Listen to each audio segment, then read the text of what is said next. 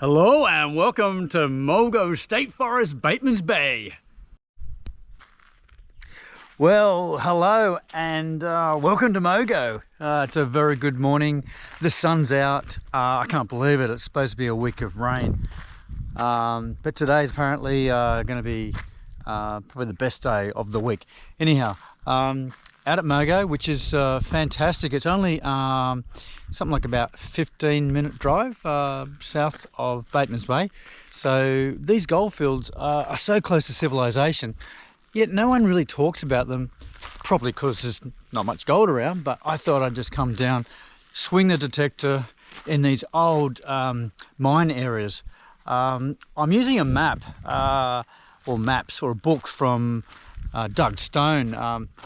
Look, he's I don't know much about him, but he's a fossicker, travels around Australia and writes these pretty damn good books about his discoveries and recent discoveries and the history. I mean, it's a great book full of all information.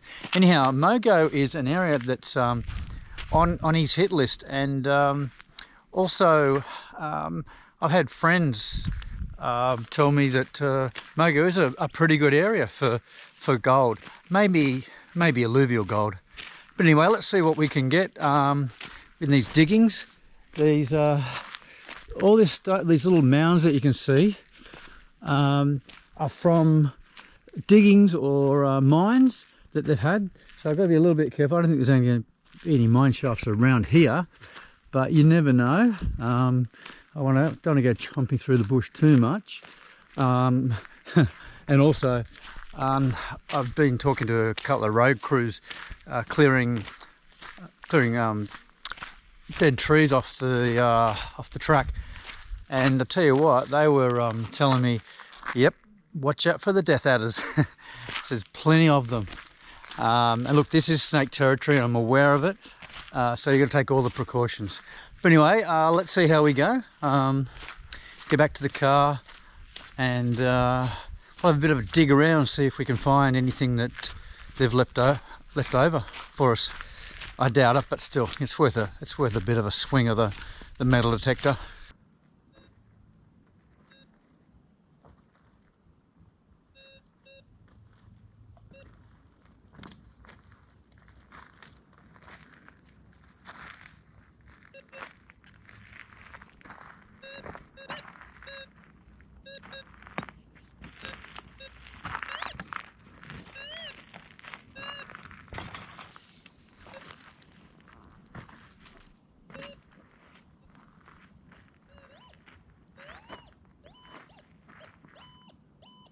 Oh, what's this?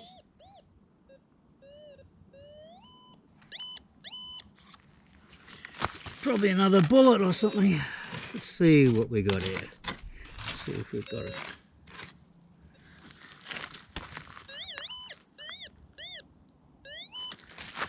Okay, we'll divide that up, 50%, 50%.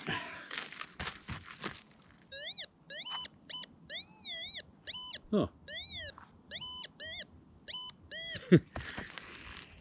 Getting good signal in all of this. So scoop that up. It's probably a nail or a screw or something. Let's have a look. It's pushing into the gold area, I must admit, but it's highly unlikely. So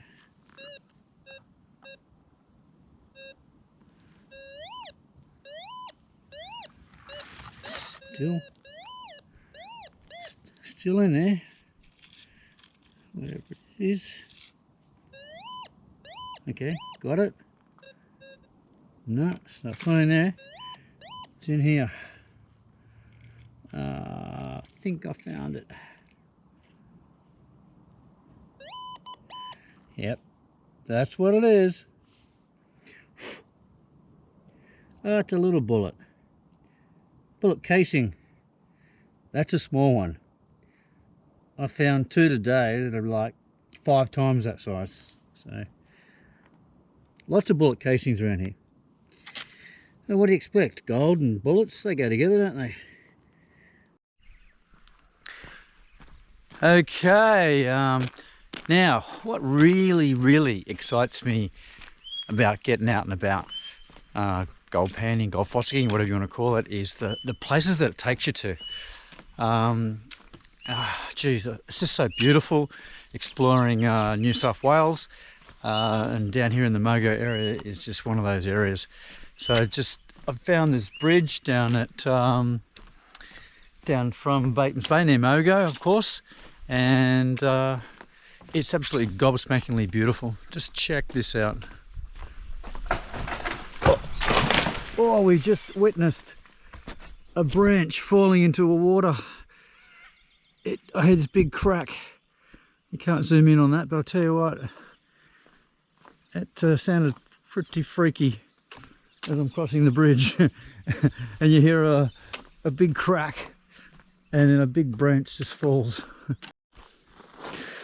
Okie dokie. Right, we found this little creek. Looks beautiful. It's just off a causeway.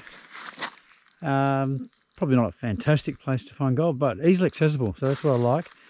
But like most creeks or rivers in a goldfield area, there should be some gold, little bits and pieces, specks maybe. So as you can see, I had a quick pan and I did find a speck, so I've set up down here. It's very basic equipment. A seat to sit on, pan of course, bucket, pan, and also to remove all the big stones. Oh no, I didn't get my other one. Anyway, little shovel of course, and over here the good old sluice, which I've set up, running away there. I've got to do some fine tuning on that. It's catching a bit too much gravel for my liking. But anyway, let's fine tune it. Let's going to get my other screen, because I want to screen out these little rocks that you can see in there. I want to get rid of those because they're clogging up the sluice a bit too much. So I'll do that, because we're only going to find you're only going to find like just little specks. Okay, you're not going to find any big nuggets or even small nuggets here. So you screen out all the big rocks just to make that that sluicing process a little bit simpler, and doesn't clog up the sluice so much. So you screen with the big one, that one, and then I've got a secondary screen that I screen out all the smaller stones, and always toss them in an area. So you maybe should go through them with a metal detector, just in case there is a chunk of quartz in there that's got a bit of gold through it. But anyway, I'll set myself up here, or I have set myself up here, because I have found a little bit of gold, and I'm going to just go through as much gravel as I can and sluice it and see what happens.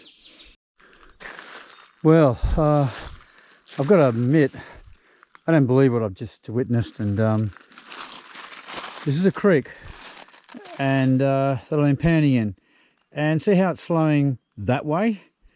Well, 10 minutes ago it wasn't, it was flowing the other way.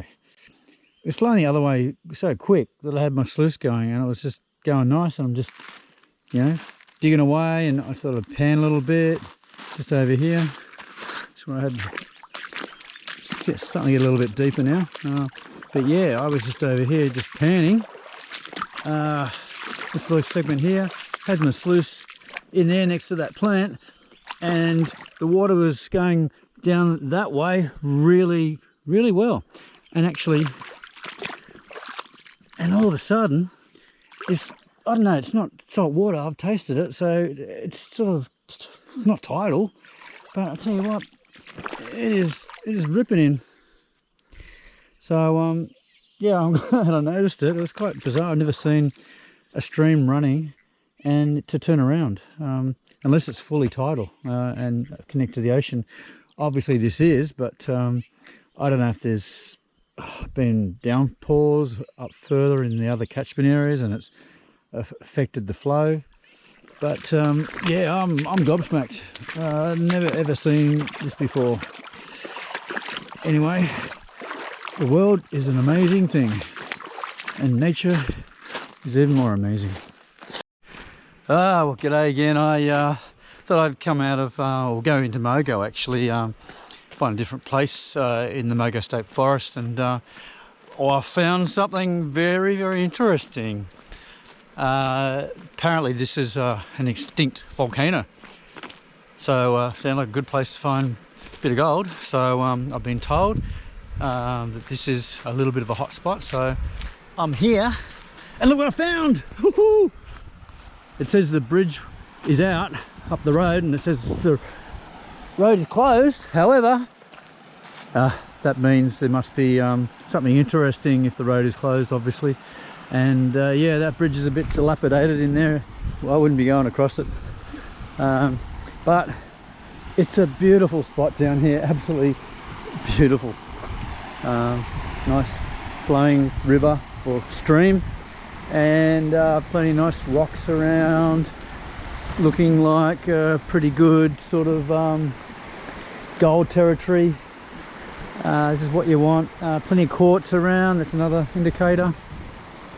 So well, let's just find our way down here and take a sample and see what happens, see if we can get something out of here. Okay. Just navigate across here, hoping not to fall in. Yeah, just check that out. How good is that? Oh, if it was a warm day and it was earlier in the day, I might even go for a dip, but it's just too beautiful. Too beautiful. I'm glad I'm here, enjoying it. Anyway, it's back to business. Let's see if we can find what we're looking for. Yeah, we got some. There you go, that little speck there. Well, it didn't take much, only a handful of gravel. Threw it in and panned it, and yep, there you go. We have a little speck there. It's bigger than your normal little flake, but yeah, I'll take that. That's good. Let's see if there's any more there, see if we can get some more. Now, I extracted that from this little hole here, and it was just, as I said, a scoopful or a palmful, and it's against this tree. See this nice big tree here? It's been here for years and years and years. It's got all these rocks piled up. Put that down. Got all these rocks piled up against the tree, which is a good indication that not too many people have been through this for a while. So let's dig through that pile of rocks and get to the sand and see what's in, see what we can get out of it. Well, as I continue my adventure on my journey through the Mogo goldfields, I thought I'd just come to a different side of the road, so to speak. There's many sections down at Mogo, but I found this one a little bit more interesting on the map, purely because there's just so many tailings and diggings and small shafts and stuff like that. There's actually quite a lot of history back here, and there's a few little relics around the place, rusting, if that's what you call it. I mean, relics, what I say, I don't know what they are. They're probably just, you know, bits of housing, I'm not really sure, bits of equipment for gold fossicking, gold extraction, gold processing, obviously. But yeah, interesting, not just bush. Okay, somewhere around here. All right, now this is a bit of a hole coming up, covered by some branches, and ooh-wee, that's a bit deep. That's pretty deep. So that's a good, Jesus, so it's good 8 meters deep. All right, now check this out. My God, barbed wire fence in a square configuration. My God, this must be, yep, to protect the public from, you know what, a shaft, or maybe shafts. And I can see one just right here if you go around this barbed wire fence. And look at that. Whoa, let's see. Oh, hang on, is it electric? Oh God. Actually, I might not touch it just in case it is. Okay, there we go. Oops. Check that out. That's a deepie. My God, that really hurt. And I do understand why they've gone to the trouble of putting barbed wire fence around it, because man, you would not want to fall in that. Okay, that wraps up the Mogo video. I hope you enjoyed it. Now, if you're enjoying these videos and you haven't subscribed, please do so, okay? Okay, we're gonna be getting you another goal video soon, but make sure you get out there and live those dreams, okay? Please do it. Bye-bye.